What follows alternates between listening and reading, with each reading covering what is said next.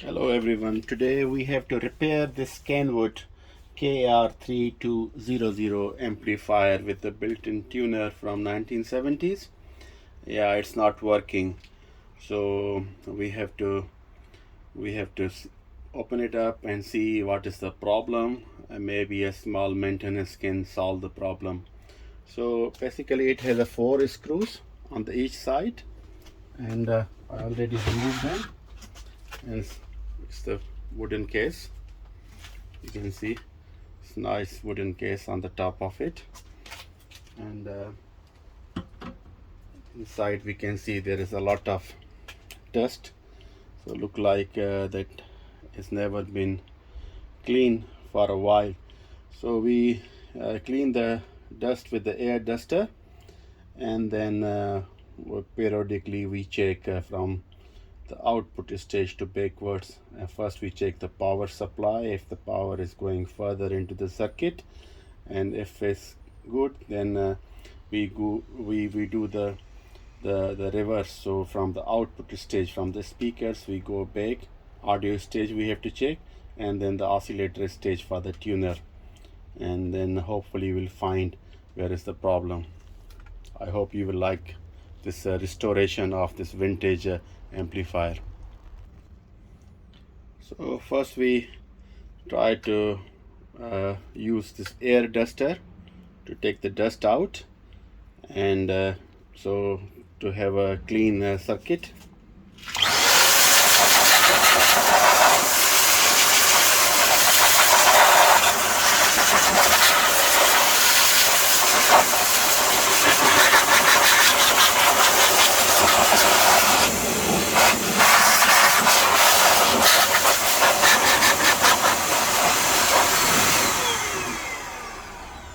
You can see it's a lot of dust inside.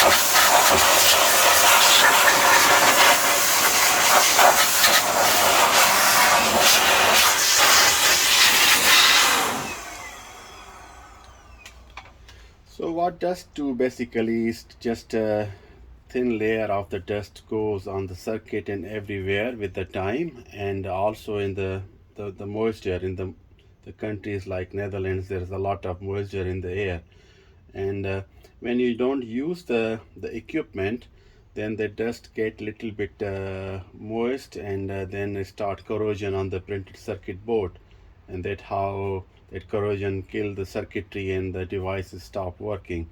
So I advise every 2 or 3 years you must dust your audio equipment, valuable audio equipment, just to keep in the maintenance state, so it can serve you for decades. If you don't do it, of course, it will cause some problem after many years, but I would advise every 2 3 years. You don't need a big skill to do it. Air duster, Phillips screwdriver, and that's it. Just clean the stuff and close it every 3 years, 4 years. You must do it.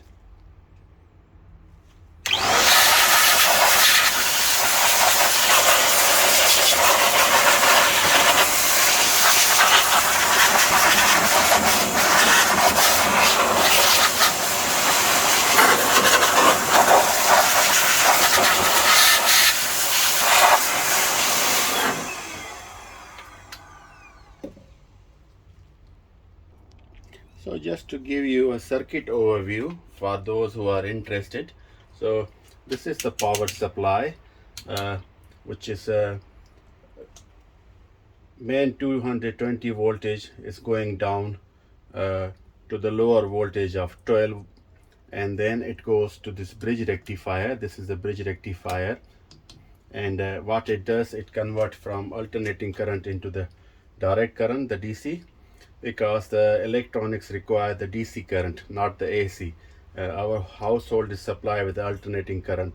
And then you see this circuit. This is the tuner circuit where the radio works. This is the tuning capacitor, and these are the IF, the intermediate frequency uh, uh, transformers. So here you tune the radio stations and receive AM, FM, and long wave. And then this is the amplifier circuit. So here you see it's a the signal from the radio, it goes here and it amplifies little bit at the pre-amplifier stage. Then it goes further to the driver stage, and then it feed to these four Hitachi C1061 power transistor. These are the NPN power transistors, and they are very famous of their power handling and audio output. These are the silicon ones, and they have also known as 2SC. Basically, on the transistor is written C, but you always have to put 2SC 1061 NPN power. So these then drive your speakers. So that's how the whole circuit work. And this is just the cosmetic stuff like lighting and the dial and these control inputs. Of course, the bass treble. Basically what you are doing at the pre-stage, you are giving a feedback, so it make the higher and the lower frequency, and the driver stage pick up and feed to the power amplifier stage, which is composed of this four 2AC1061 NPN silicon transistor. So they have a tendency of producing a very warm sound. So the people who like the vacuum tube sound, which is quite warmer, and then those are the PNP and NPN transistors like that, and then the MOSFET came and the integrated circuits. So this should generate a very good sound quality.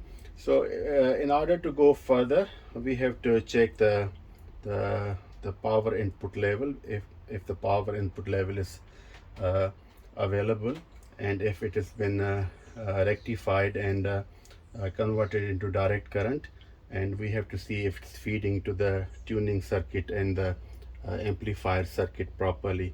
If that's the case, then we go further and to see where is the problem.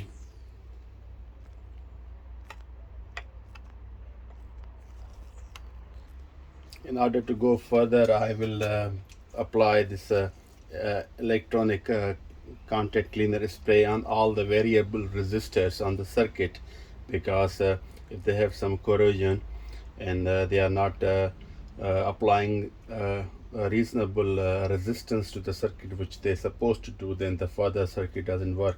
So that's what we're going to do it on the tuner a little. And on the pre-amplifier stage, we have a variable resistors, and the driver stage, which drives the PA. Very important, very little, not too much. And then we have to also on the variable tuning capacitor.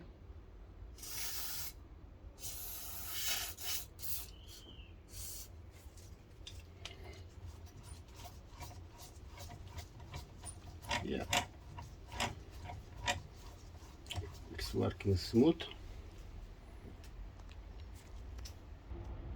So we check at the bridge rectifier if the DC current is present over there. So we set our multi-ammeter on the 20 volt direct current, and then we test it.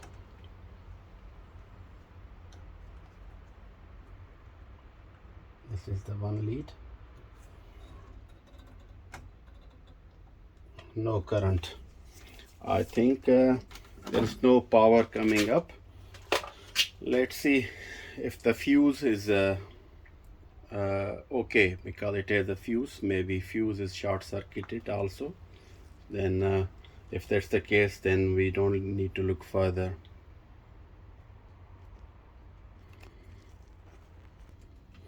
So here is the fuse, and this is a AC voltage selector 110 to 20 and 220 to 40. Here in Netherlands the voltage are 220 to 40.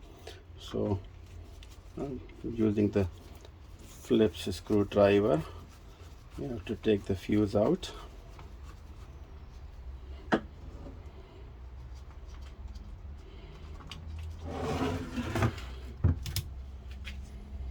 Oh, it's a 2 ampere fuse and it's broken, so it might have a short circuit because of the moisture and the corrosion on the circuit further, and the previous owner, when he turned it on, the fuse had got blown. So we have to replace the fuse. This is the fuse. We have to replace the fuse. It's a rating of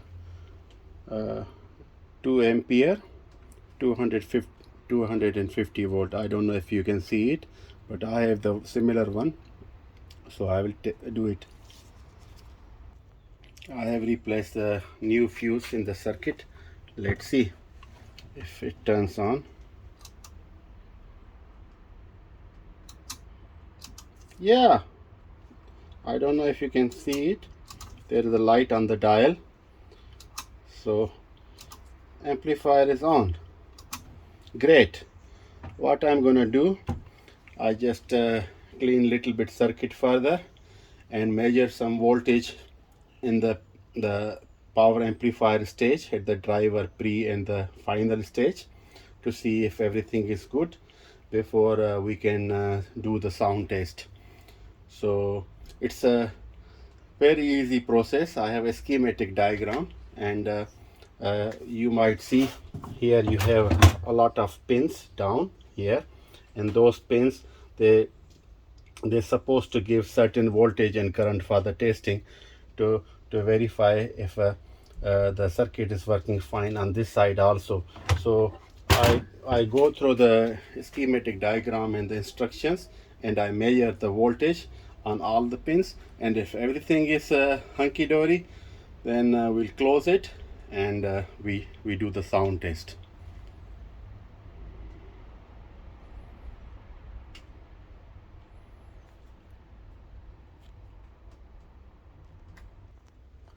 Since I open it, I decided to also clean the variable potentiometers, the variable potentiometer, the band selector, the on-off switch, and the speaker selector. And also I check these two fuses, they are okay. They are also 2 ampere rating. So this is basically on the back side of the amplifier. So it's very easy to open it. This is the plate, and it has a screws, 1 2 3 4 5 6 7 screws on the side. With the Phillips screw you can remove it, and yeah. So I'm gonna do some contact cleaner. So make sure, if you guys use contact spray for the electronics only and non-flammable, because if there is on this circuit is no spark, but especially be careful on the relays. In some circuit use the relays, and when the relays make the spark, and if the contact spray is flammable, then your equipment catch fire. So always non-flammable contact spray. Griffin is good one. I use always this one, so try that one. So we just go put a good layer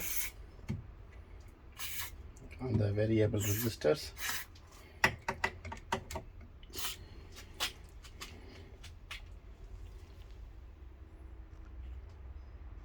And I wanted to show from this way, every variable resistor where they have a contacts, there is a gap where you can make a spray, so it can goes inside. And after doing the spray, you have to move the switch, so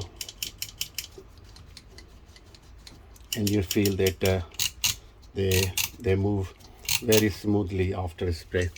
So there is no harm using contact spray on the variable resistors and the potentiometers, because what they do, they lubricate a little bit, and if there is any corrosion, it has to be removed. And then you don't need for also on the bend switch, then you don't need any lubrication for 10 years. And these on off switches also, and the bend selectors, you can do it, and then afterwards you can feel they work very smoothly.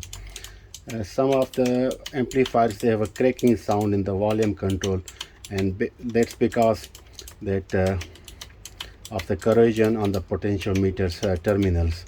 With the contact spray you can resolve it.